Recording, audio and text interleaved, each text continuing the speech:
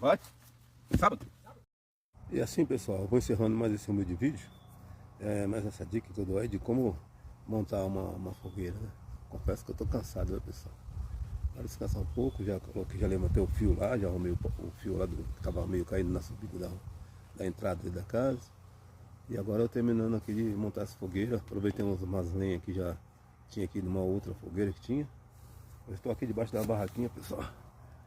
As barraquinhas que a gente tem aqui, que a gente usa, utiliza, né? Depois a gente enfeita tudo e coloca aí umas coisinhas para comer aí, né? Um bolinho, salgadinho para comer aí. E é isso aí, pessoal. Tudo na simplicidade e na humildade. Eu vou postando mais esse vídeo para vocês. Olha aí a fogueira aqui, pessoal. Praticamente já está terminada, né? Só falta só mais alguns ajustezinhos. Esperar o pessoal chegar aí para ajudar a terminar.